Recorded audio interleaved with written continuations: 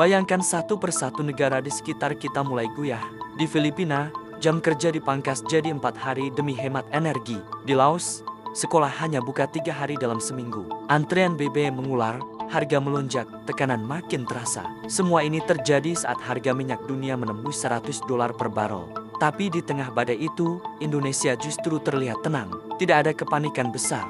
Distribusi tetap berjalan. Harga masih terkendali. Pertanyaannya, apa sebenarnya tembok pertahanan yang membuat Indonesia bisa bertahan?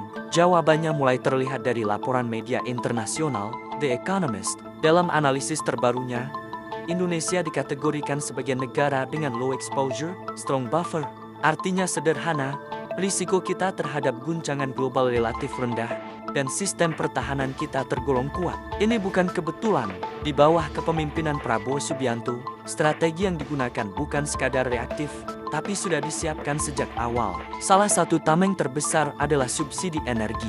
Tahun 2026 saja, nilainya mencapai sekitar 381 triliun rupiah.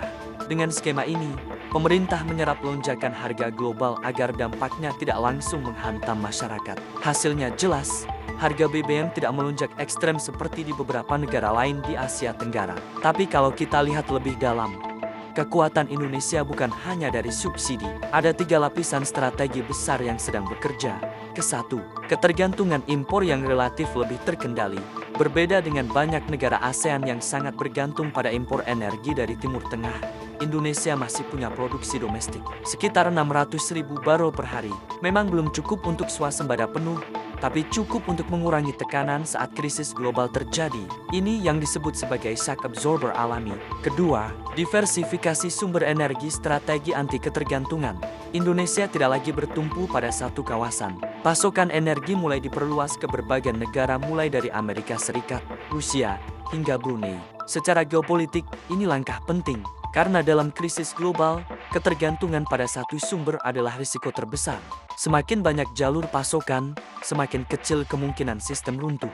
Ketiga, kombinasi kebijakan jangka pendek dan jangka panjang. Subsidi adalah solusi cepat. Tapi di saat yang sama, pemerintah juga mendorong agenda jangka panjang, biodiesel B50, transisi energi terbarukan, efisiensi konsumsi energi. Artinya, Indonesia tidak hanya bertahan hari ini, tapi juga sedang membangun sistem untuk masa depan.